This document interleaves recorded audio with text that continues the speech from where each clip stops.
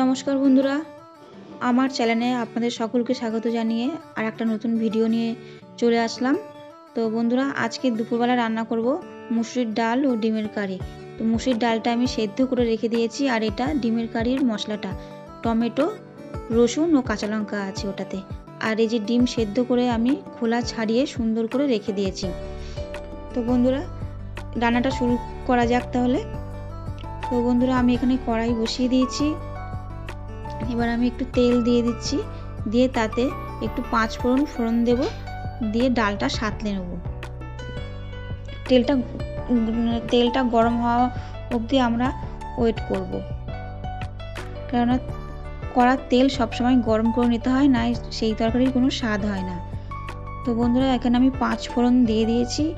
আর ডালটা যেহেতু আমার অনেকক্ষণ সেদ্ধ করে রাখা ছিল, ওই জন্য ডালটা একটু ভালো করে নাড়িয়ে চাড়িয়ে তারপরে আমি কড়াইতে ঢেলে দিলাম। তো এবার ভালো করে ডাল না ফোটা অবধি আমাকে ওয়েট করতে হবে। ডাল ফোটার পরই আমি তাতে একটু নুন ও হলুদ দেব। সেদ্ধ করার সময় যেহেতু আমি তাতে নুন অ্যাড করেছি, ওই জন্য নুনটা আমি এখন একটু কমই দেব। আর হলুদটা তো আমি তাতে দিইনি, তাই জন্য এখন আমি হলুদটা অ্যাড করব। তো বন্ধুরা, এখন ভালো করে ডালটা ফোটাতে হবে। ডাল ভালো করে না ফুটে নিলে হলুদের গন্ধ ছাড়বে, সেই জন্য ডালটা ভালো করে ফুটিয়ে নেওয়া দরকার। ডালটা যতক্ষণ না বলক আসছে ততক্ষণ আমি ওভেনে ফোটাবো। তো বন্ধুরা, এখানে আমার ডালটা পুরোপুরি রান্না হয়ে গেছে। আমি একবার ভালো করে নাড়িয়ে চাড়িয়ে নিচ্ছি, নিয়ে তারপরে আমি ডাল যে বাটিতে রেখেছিলাম সেটাতে আমি ঢেলে দেবো। ডালটা ঢেলে নেওয়ার পর আমি কড়াইটা ক্লিন করে নেব। ক্লিন করে নিয়ে আবারও কড়াই তেল দিয়ে দিয়েছি। কড়াই তেল দিয়ে সেদ্ধ করে রাখা ডিম নুন হলুদ মাখিয়ে আমি ভাজা করে নিলাম। ডিম ভাজা হয়েই গেছে, হালকা ভাজা করি আমি ডিম সবসময়, বেশি কড়া ভাজা করি না। দুটো ডিমই ভাজা করে তুলে নিচ্ছি। তো এরপরে আমি দিয়ে দেবো জিরে ফোড়ন। বেশি তেল আমরা খাই না যেহেতু, সেই জন্য আমরা ওই তেলটাতেই একটু জিরে ফোড়ন দিয়ে দিচ্ছি। জিরেটা একটু ভাজা ভাজা গন্ধ ছাড়লে তার মধ্যে দিয়ে দেবো পেস্ট করে রাখা টমেটো, রসুন ও কাঁচা লঙ্কা। টমেটো, রসুন ও কাঁচা লঙ্কা ভালো করে তেলে নাড়তে হবে, যাতে টমেটোর গন্ধটা, কাঁচা গন্ধটা যাতে না বেরোয়।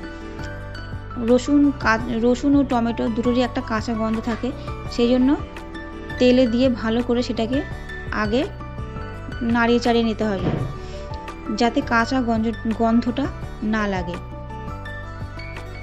তো এখানে ভালো করে আমি নাড়ানো চাড়ানো হয়ে গেছে এবং তার মধ্যে থেকে কাঁচা গন্ধটা আর আসছে না। এরপর আমি দিয়ে দেবো হলুদ, নুন পরিমাণ মতো। যে যেরকম নুন খাও তোমরা, সেরকম নুন ও হলুদ তোমরা ব্যবহার করবে। আমরা নুনটা বেশি খাই, ওই জন্য আমি একটু নুন বেশিই দিলাম। আবারও আমি ওটাকে ভালো করে নাড়িয়ে চাড়িয়ে নেব। তো এরপরে আমি দেবো তাতে জিরে গুঁড়ো ও ধনে গুঁড়ো। জিরে গুঁড়ো ও ধনে গুঁড়ো অ্যাড করার পর মশলাগুলো ভালো করে মিশিয়ে নেব। মশলাটা ভালো করে মিশিয়ে নিতে হবে। আর যে বাটিতে আমি মশলাটা পেস্ট করেছিলাম, মানে টমেটো রসুন, সেই বাটিতে একটু জল দিয়েছিলাম, ওতে একটু মশলা লেগেছিল তাই। আর ওই মশলার জলটা দিয়ে একটু একটু করে আমি ডিমের কারির মশলাটা কষিয়ে নেব। ডিমের কারির মশলা ততক্ষণ পর্যন্ত কষাবো যতক্ষণ না তেল ছাড়ে। তো বন্ধুরা, একটু একটু জল দিয়ে দিয়ে আমি কষিয়ে নিচ্ছি, তোমরা দেখেই নিচ্ছো। আর ওই জলটাই আমি ভালো করে ফুটিয়ে নিচ্ছি। মশলাটা ভালো করে পাক হয়ে গেছে এবং কোনো গন্ধ বেরোচ্ছে না।